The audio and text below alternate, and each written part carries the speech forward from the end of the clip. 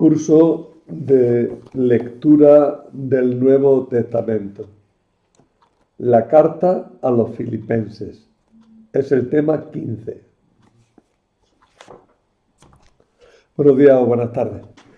Aquí en la mañana de un miércoles de ceniza, que voy, como veis, con un día de retraso en la grabación de este vídeo, porque la verdad es que ahora, al multiplicarse muchas tareas, se hace difícil cumplir con los objetivos de tiempo y los planes previstos para publicar los vídeos, pero vamos a procurar tardar lo menos posible. Hoy en esta clase vamos a hablar de la carta a los filipenses. Y comenzamos por un trozo muy bonito de esta carta.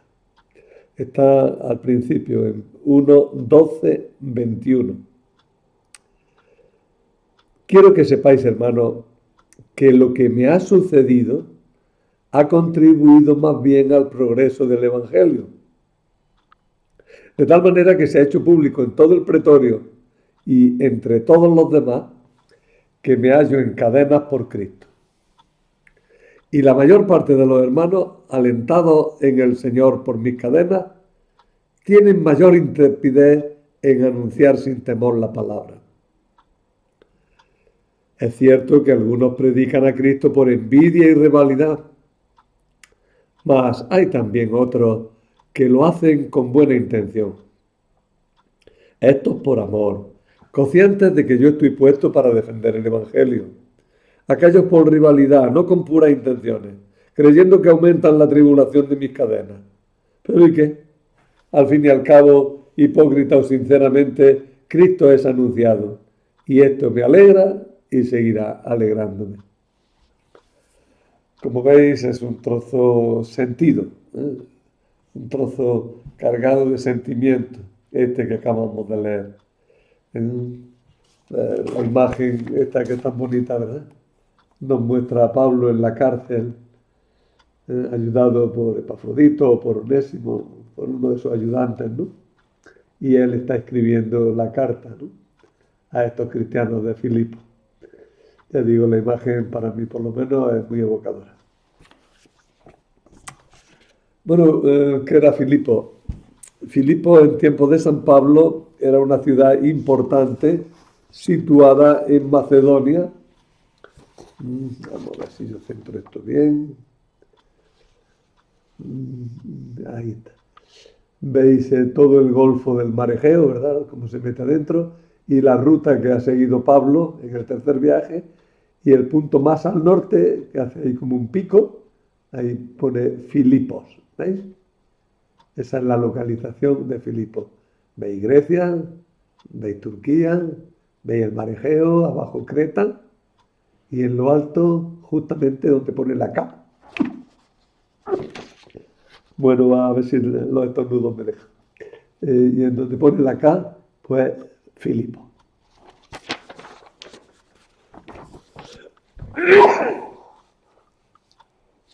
Filipo era una ciudad importante situada en Macedonia, en una llanura a 12 kilómetros de la costa del Mar Egeo, cerca del monte Athos, y por ella pasaba la vía Egnatia que unía el Adriático con el Egeo. Es decir, era una vía importante porque unía dos extremos o dos partes muy importantes del mar Mediterráneo. La ciudad debía su nombre a Filipo II de Macedonia, el padre de Alejandro Magno, que la había fundado el año 358 a.C. Y la había hecho capital de su reino. Fue una ciudad donde hubo bastantes batallas. Se recuerda mucho una batalla que 300 años después de su fundación, en el año 42 a.C., Octavio Augusto, junto con Marco Antonio, vencieron a los enemigos de César, a los que habían asesinado a Julio César. La ciudad fue una colonia romana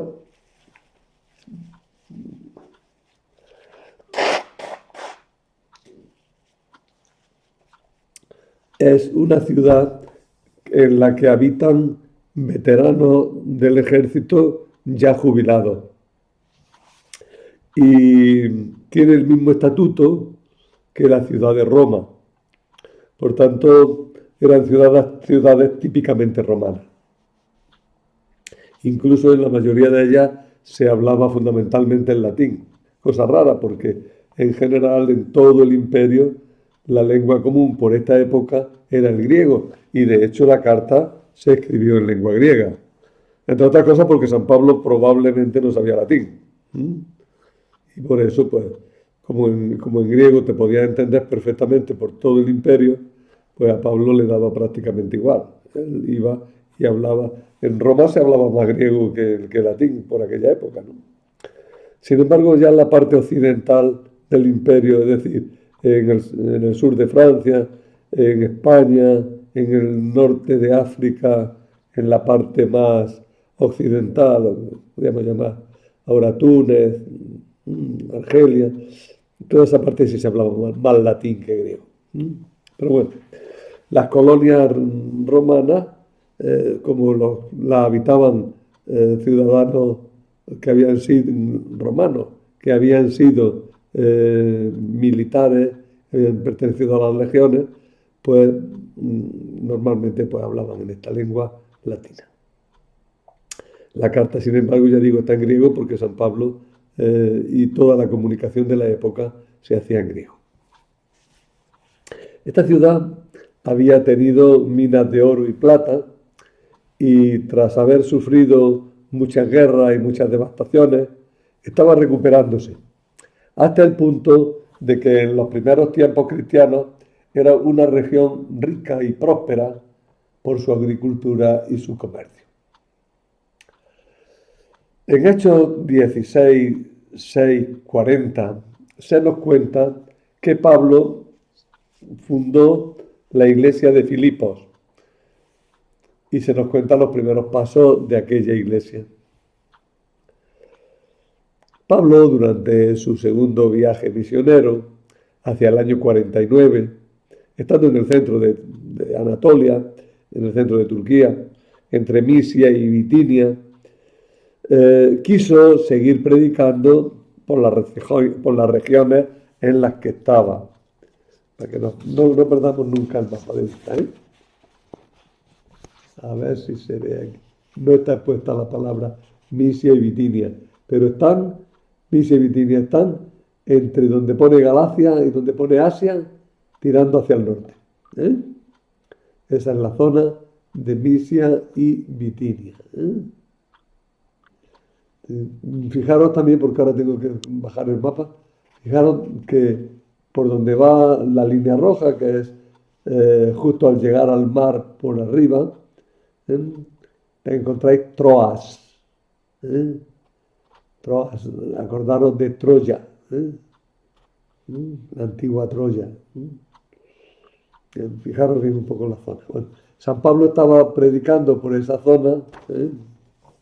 A ver si yo llego por aquí estaba predicando, ¿verdad? Por esa zona. Y las circunstancias se pusieron de tal modo que él interpretó que la voluntad de Dios era que siguiera hacia el norte. Y entonces se fue a pasar el mar para Europa y entró en Europa por Filipos.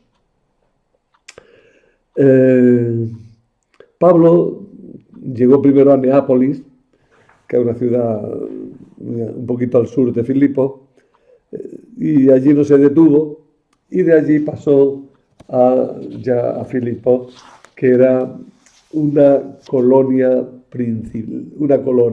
la principal ciudad de la región de Macedonia, dice Hechos 16:12. La verdad es que se discute un poco este tema de si era la capital o no era la capital, si era la principal o no la principal. Vamos a quedarnos con una cosa, era una ciudad importante, una colonia romana importante, un lugar, además, muy buen sitio, y un sitio donde Pablo enseguida se dio cuenta de que tenía trabajo y podía ser trabajo bueno y eficaz. Filipo fue el primer lugar de Europa donde predicó Pablo. Ya se había predicado, otros predicadores ya habían predicado por otros sitios, pero para San Pablo su primer punto en Europa de predicación fue Filipos.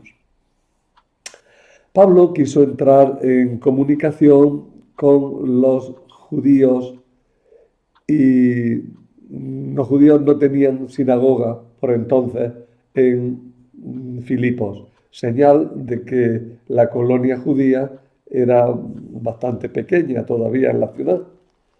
Pero los judíos, cuando no tenían suficiente número de prosélitos, no tenían suficiente número de fieles, pues, y no tenían dinero para comprarse una sinagoga y fabricarse una sinagoga, edificarse una sinagoga, pues entonces solían reunirse junto a algún arroyo, junto a algún río, en un sitio que tuviera buena sombra, que se estuviera medianamente a gusto, que hubiera agua para eso, para poder hacer las purificaciones requeridas por algunos ritos de la ley. Total, que dice Pablo, o el autor de los Hechos de los Apóstoles, el sábado fuimos a las afueras de la ciudad, bordeando el río donde pensábamos que habría oración, y habiéndonos sentado, conversábamos con las mujeres que se habían congregado. Fijaros un poquillo la escena. Pablo llega a Filipo y dice, ¿dónde estarán aquí los judíos? Porque él quiere predicarle para empezar a los judíos. Pregunta si hay una sinagoga y dicen, no, aquí no hay sinagoga. Y entonces él conoce bien las costumbres judías y dice, no, pues irán entonces al río a rezar. Y entonces él va por el río es una palabra grande, por el arroyo aquel, por el riachuelo, que ofrecía, como digo, una zona pues, de verdor, una zona de arbolado, un pequeño bosquecillo, ¿no? Y llega y ya ve que hay una serie de mujeres. Es curioso, dice mujeres. Es decir, que ni siquiera había muchos varones para rezar. Es también interesante esto porque para poder tener servicio sinagogal tiene que haber un número de varones suficiente. Entonces estas mujeres se reunían y rezaban juntas allí, pero no era un servicio sinagogal pleno o perfecto, ¿no? Porque para ello hacen falta 10 varones, ¿no? Bueno, por tanto, concluimos que había pocos judíos allí, que no tenían sinagoga, que seguían sus costumbres y se reunían junto al río para rezar. Y también vemos una cosa, que las mujeres tuvieron una importancia fundamental en la fundación de la iglesia de Filipo. De hecho, perdonadme, es que tengo la nariz fatal. De hecho, se recuerda el nombre de la primera mujer con importancia en esta comunidad. Se llamaba Lidia y tenía una importante tienda de telas finas. Era vendedora de púrpura. La púrpura, o sea, las telas de color rojo, que se teñían con la púrpura, un tinte sacado de una especie de cañailla, un molusco, ¿no? Que produce ese tinte. Y bueno, era carísimo. Por tanto, lo que tenía Lidia era una tienda de alta moda, o sea, una tienda para surtir a las señoras importantes de la ciudad de Filipos. Pues bien, esta fue la primera cristiana que hubo en Europa. Esta Lidia, comerciante en púrpura, que sin embargo no tenían dinero suficiente para hacerse una sinagoga y se tenían que ir allí al río a rezar. Bueno, estando allí en Filipos, surgió un conflicto raro, porque Pablo liberó a una muchacha de un espíritu adivino. Es decir, una muchacha que tenía un espíritu de adivinación. ¿Que cómo es eso? Y, mire usted, no lo sé. Pero el caso es que los Hechos de los Apóstoles nos dicen que aquella muchacha adivinaba cosas. Y que, claro, lo adivinaban si le pagaban. Entonces era una esclava y los dueños pues se quedaban con los dineros, ¿no? Entonces los dueños estaban tan contentos porque tenían una fuente de ingresos con aquella divina en la familia. Pero llega Pablo y le expulsa el espíritu a aquella mujer y se queda ya pues siendo una muchacha normal. Y los amos se quedan sin la gallina de los huevos de oro. Se quedan sin dinero. Y claro, pues se pusieron a echar una fiera y persiguieron a Pablo, ¿no? Pablo entonces fue encarcelado y flagelado. Y la cárcel allí en Filipos fue la ocasión para la conversión de la primera familia no judía y para la liberación y para la partida de Pablo de la ciudad. Cogen a Pablo, lo meten en la cárcel, en terremoto, se convierte el carcelero y su familia, vienen los magistrados, dicen que qué hace allí, tal. Él dice que es ciudadano romano y Pablo entonces tiene que dejar la ciudad porque le dicen, mira, vale, llevas toda la razón del mundo, pero mira, comprende lo que no queremos líos, así es que si te vas mejor. Y Pablo, que es comprensivo y sabe que la va a tener difícil, pues el pobre tuvo que hacer las maletas y seguir su viaje por Europa. Sigue por Macedonia y ya bajó luego hasta Corinto, Atenas y Corinto. Según los Hechos de los Apóstoles, la comunidad de Filipos tenía un doble origen. Había cristianos procedentes del judaísmo y había cristianos procedentes de la gentilidad, es decir, no judíos. Y por tanto eran dos orígenes muy diferentes y por tanto dos maneras distintas de entender el cristianismo, tanto que parece que por lo menos en un primer momento, luego ya sí, pero en un primer momento no se mezclaban, ¿eh? Cada uno tenía su grupo y cada uno se juntaba por su lado. Pablo, claro, quiso corregir aquello. Pablo le tenía mucho cariño a los filipenses y ellos a él, hasta el punto de que contra su costumbre aceptó regalos y subsidios que le enviaban, incluso cuando Pablo estaba encarcelado. En esa ocasión le mandaron a Epafrodito. ¿Quién es Epafrodito? Pues mira, aquí os he puesto un recuadro para explicaros quién es Epafrodito.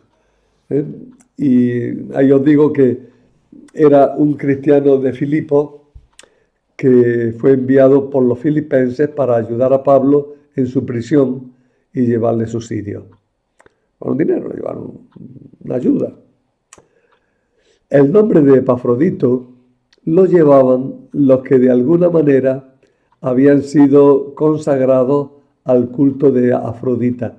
Pero el nombre ya lo tenía la gente, no tenía más significado en realidad.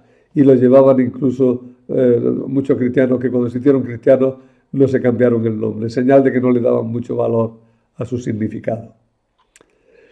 Pablo lo llama hermano y lo llama compañero en la lucha, colaborador, lo cual quiere decir que a raíz de su conversión se hizo también de alguna manera misionero o dirigente de la iglesia.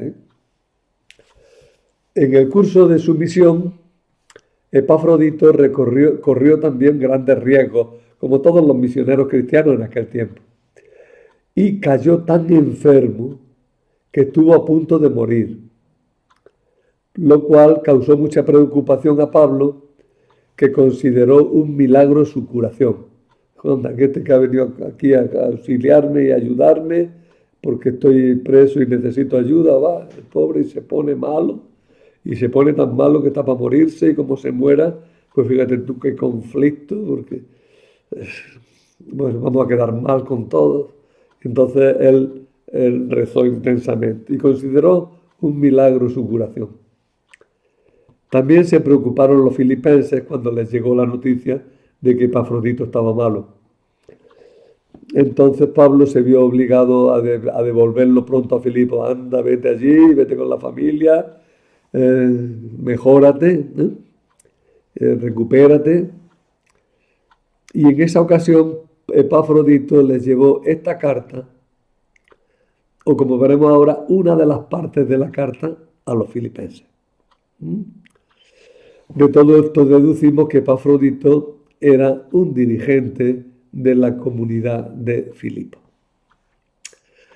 Bueno, pues aprovechando el regreso de Epafrodito, San Pablo envió la carta a los filipenses y para darles las gracias, tanto por los regalos como por la ayuda de este colaborador y muy especialmente para llamar a la unidad.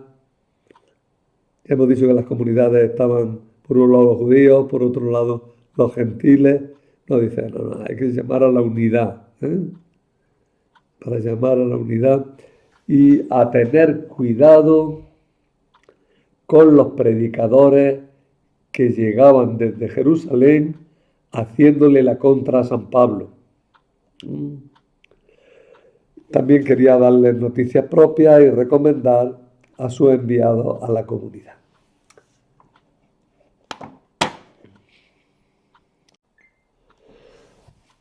Lugar y tiempo de la carta.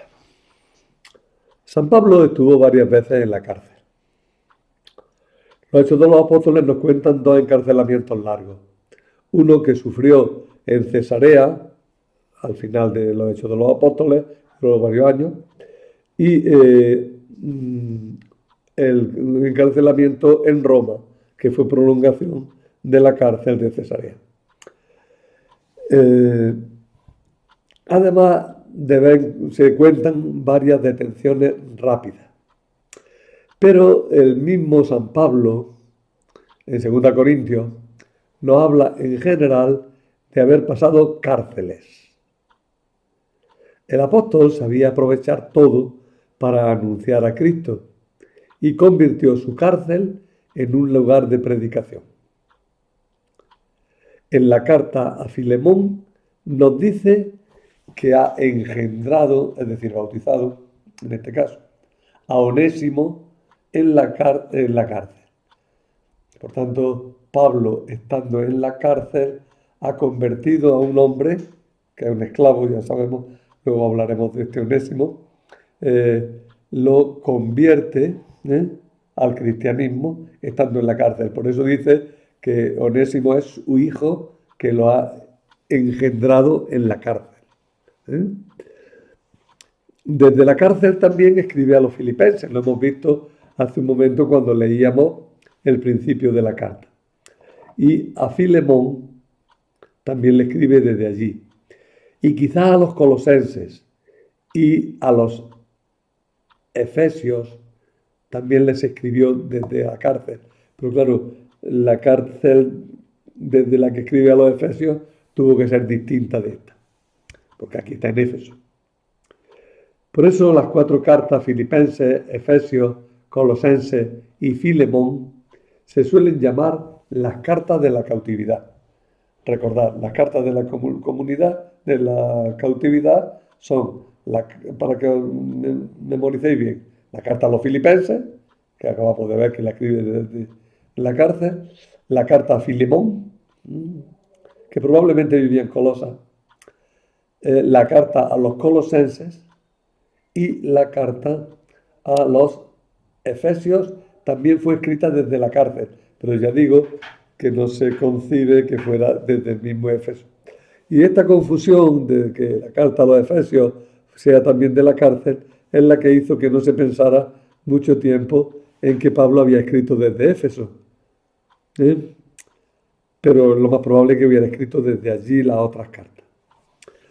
No sabemos desde qué ciudad se escribió Filipenses. Antes decían que se había escrito desde Roma, hacia el año 62, porque las menciones del pretorio y de la casa del César parecen aludir a Roma.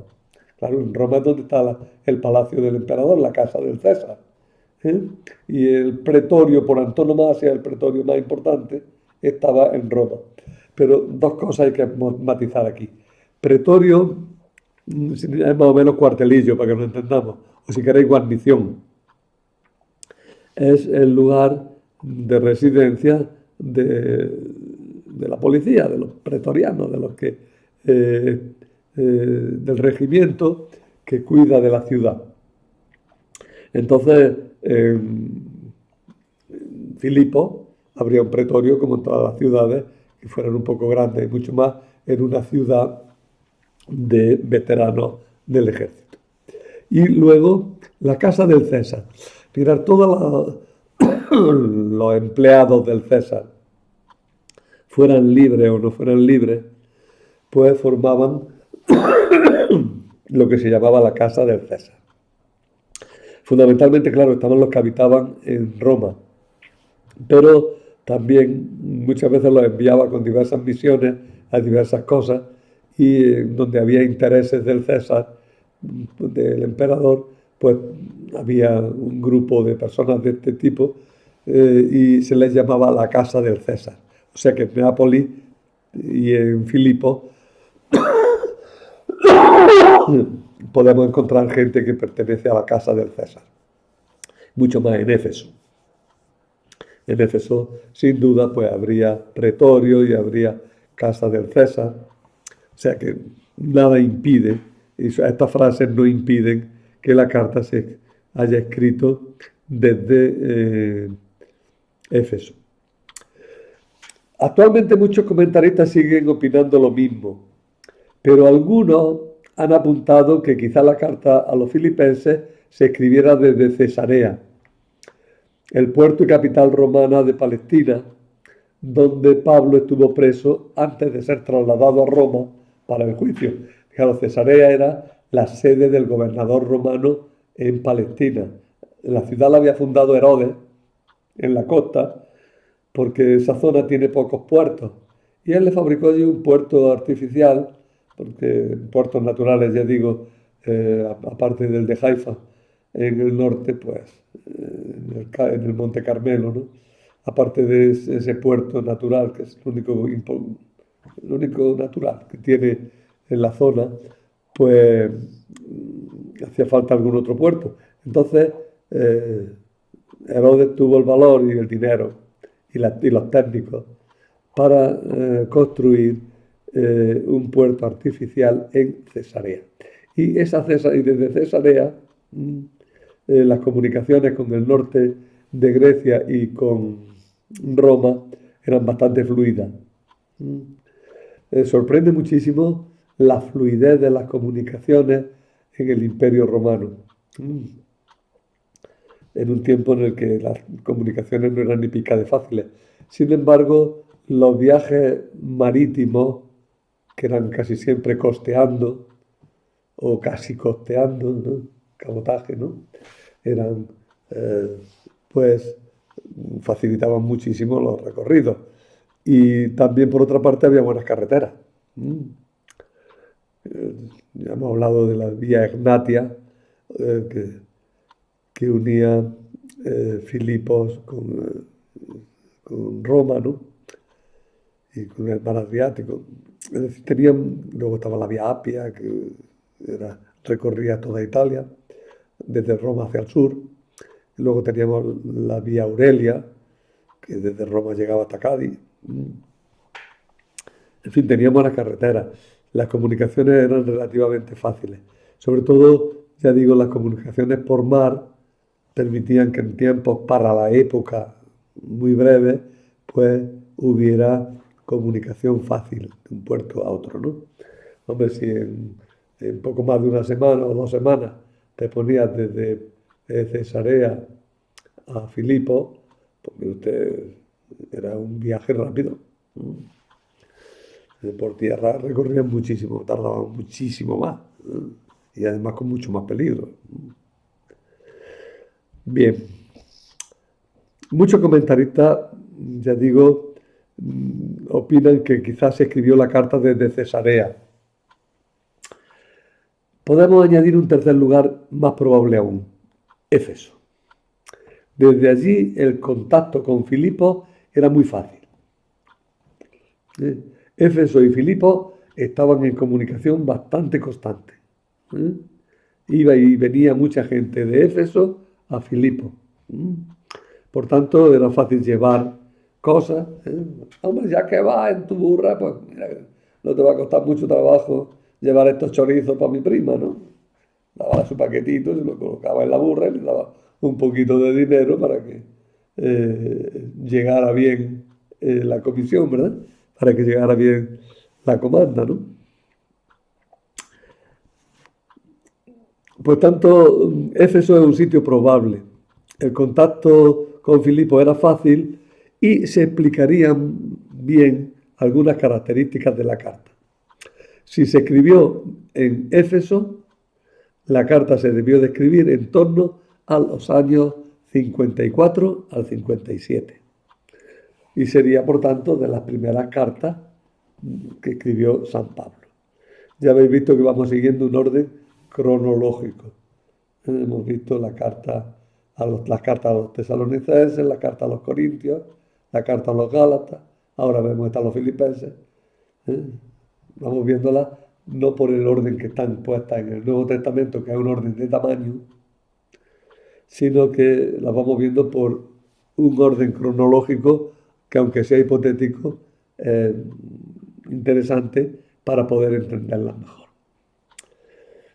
La prisión en Éfeso no está expresamente afirmada en ningún lugar. En ningún sitio dice Pablo estuvo preso en Éfeso. En ningún sitio.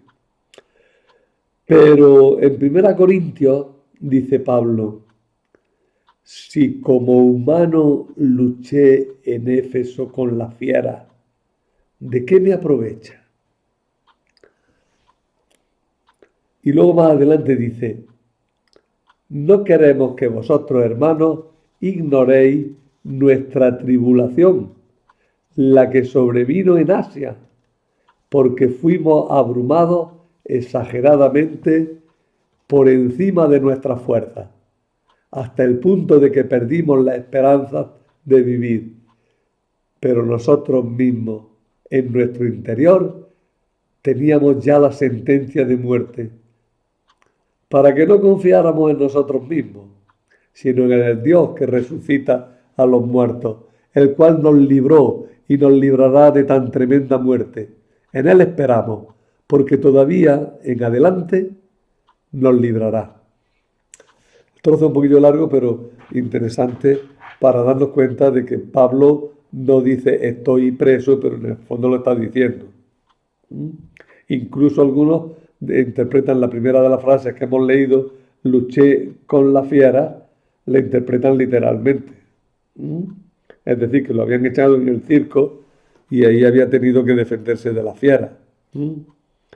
En otro sitio dice que le dieron la condena, que él ya vio la condena de muerte encima. Y que cuando se libró lo interpretó como un claro milagro. Aquí ha intervenido Dios porque yo ya no tenía solución. Parece pues que Pablo en Éfeso, que es la capital de Asia, la provincia de Asia no era, Asia no era el continente asiático que nosotros conocemos, que va desde Turquía hasta Japón, ¿no? Asia en la época romana es una provincia de Turquía, una provincia de Anatolia, es la parte más occidental de Anatolia y la capital es Éfeso. Era una provincia pequeñita, pequeñita, no ocupaba mucho espacio. Era importante, eso sí. Era importante y había muchas referencias en ella porque era rica, ¿verdad? Ahí tenéis Éfeso, ¿verdad? Es hacer lo que estoy tapando con el dedo era Asia. Nada más, ¿eh? Ahí veis como en arriba Asia. ¿Lo veis? Pues ese Asia está un poquillo alto, ¿eh? Hay que bajarlo un poco y echarlo un poquillo para el oeste. La provincia en la que estaba Éfeso como capital. Dice que sufrió un gravísimo peligro que tal vez fuera estando en la prisión, que le viniera la condena de muerte, ¿no? En Éfeso se han descubierto inscripciones que hablan de que allí había pretorianos y de que allí había casa del César, oficina del César. La carta de San Pablo a los filipenses resulta especialmente agradable al que la lee. Todos los comentaristas lo destacan. ¿Por qué? Ahora lo decimos. Desde luego la carta tiene una espléndida afirmación de la divinidad de Cristo en el capítulo 2, que probablemente es anterior a la carta y se cantaba en las reuniones litúrgicas de los primeros cristianos. Cristo no retuvo el ser Dios, sino que se hizo hombre, se humilló, pasó por todas las cosas del hombre, se humilló hasta la muerte, y una muerte de cruz, ¿verdad? Ese himno que lo seguimos rezando, que no sé más en latín que en español, Cristo factus est pro nobis obediens sus quad morte. Cristo fue hecho por nosotros obediente incluso hasta la muerte, y una muerte de cruz. Por eso Dios le concedió el nombre sobre todo nombre, de modo que al nombre de Jesús toda rodilla se doble, en el cielo, en la tierra, en el abismo. Ese himno, que está en el 2 capítulo de la carta a los filipenses, probablemente es un himno que recoge Pablo de entre los que se cantaban en misa. Los primeros cristianos tuvieron una actividad literaria bastante fuerte y bastante eficaz. Y en el Nuevo Testamento se recogen restos o trozos de himnos que se cantaban en la asamblea litúrgica. También el prólogo de San Juan. Al principio existía la palabra y la palabra era Dios, ¿no? Eso también parece que era un himno litúrgico, ¿no? Y algunos otros himnos de la carta a los Colosenses, de la carta a los Efesios, bastantes himnos que hay en el Apocalipsis. La actividad literaria, como digo, fue fuerte entre los primeros cristianos, precisamente porque necesitaban textos para rezar. Y la verdad es que tuvo que haber buenos poetas y buenos escritores, porque los textos que se han conservado son buenos, son de calidad. Desde el principio, la comunidad cristiana reconoció a Cristo como Dios. Mirar este tema es un tema que ahora de pronto lo puso de moda una novela, como si la divinidad de Cristo se la hubieran inventado en el Concilio de Nicea. No, en el Concilio de Nicea lo que se hizo fue que cuando uno, siguiendo a Arrio, negaron la divinidad de Cristo, los obispos en Nicea dijeron, oye, que esa negación va contra la tradición que tenemos. Es decir, Nicea no inventa el tema de la divinidad de Cristo, sino que se opone a Arrio, que contra toda la tradición la había negado. Ya desde el comienzo, vemos este texto que acabo de deciros, dice que Cristo no retuvo como no se apoderó del título de Dios, sino que si existiendo previamente en la forma de Dios, asumió la forma humana. Bueno, eso es la fe de los cristianos desde el principio. Así que Cristo es el modelo en todo y para todo. Y lo grande es que la divinidad de Cristo se afirma en un contexto de exhortación a la humanidad, a la humildad y a la unidad. La figura de Pablo, prisionero por Cristo, nos llena de admiración cuando vemos que aprovecha la misma adversidad como medio de apostolado. Y eso que tiene que vencer incluso los celos humanos al fin, que le provocan otros predicadores que aprovechan su incapacidad para meterse en su terreno de apostolado y tal vez para desprestigiarlo. Pensar un poquillo en una parroquia, un párroco ha fundado un grupo, una cofradía, la está cuidando, la está llevando muy bien, pero ese párroco tiene que irse por lo que sea y el que llega nuevo lo empieza a manejar ese grupo como propio e incluso empieza a criticar al párroco que lo fundó. Pues mire usted, eso está muy feo. Bueno, pues eso es lo que le pasa a Pablo, ¿no? Pablo dice, oye, que yo he predicado ahí y ahora vienen diciendo que yo soy el malo. Hombre, no. Yo he predicado ahí y he puesto todo mi interés. Que el que viene ahora predica, que predique, que eso es necesario. Pero hombre, que está feo que lo hagan contra mía. Hay que tener en cuenta que Pablo estaba con temor de ser condenado a muerte. Se sentía solo, con pocos amigos de quien fiarse de veras, pero deseoso de vivir para seguir haciendo el bien a la comunidad. Si la carta se escribió desde Roma, ya he dicho que yo pienso que se escribió desde Éfeso, pero como hay muchos que dicen que se escribió en Roma, vamos a sostener esta hipótesis. Si la carta se escribió desde Roma en el año 62, pues sus malos presentimientos se cumplieron porque hacia el 64 lo mataron, ¿no? Si no es más tarde, como se ha dicho otras veces. Resumiendo, Pablo está en una mala situación cuando escribe, pero está lleno de alegría.